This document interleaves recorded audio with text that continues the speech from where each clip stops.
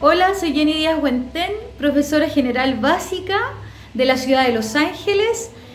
Soy escritora de poemas y es un gusto estar hablándoles a ustedes. ¿Qué significa para mí Huetripantu? Significa familia, significa historia, naturaleza, tierra, un resurgimiento de la vida, un comenzar de nuevo. Es un aviso de que pronto viene la primavera y de que podremos estar bien otra vez.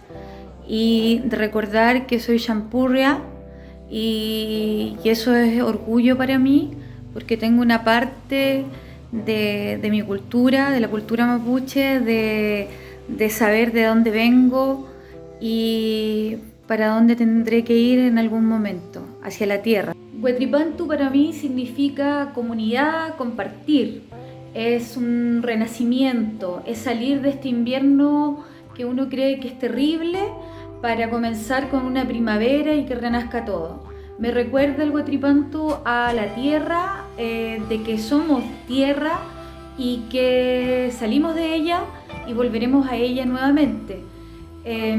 Para mí Huetripantu es recomenzar, empezar.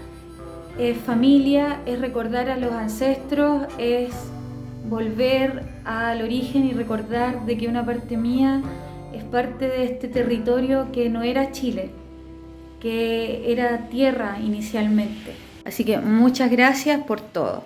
Un abrazo y esperar que este invierno pase pronto y llegue una bonita primavera para todos, para todas, para todos.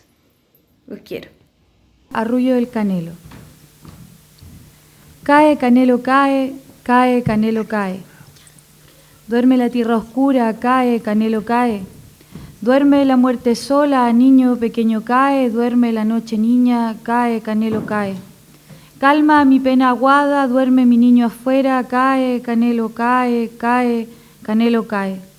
Recoge el alma, niño, cae, Canelo, cae. La muerte se fue llena, mi niño no me llora, cae, Canelo, cae, cae, Canelo, cae.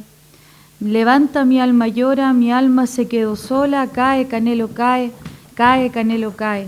Agáchate, Canelo, mira cómo me muero, cae, Canelo, cae, cae, Canelo, cae. Cae, Canelo, cae, cae, Canelo, cae. Duerme la tierra oscura.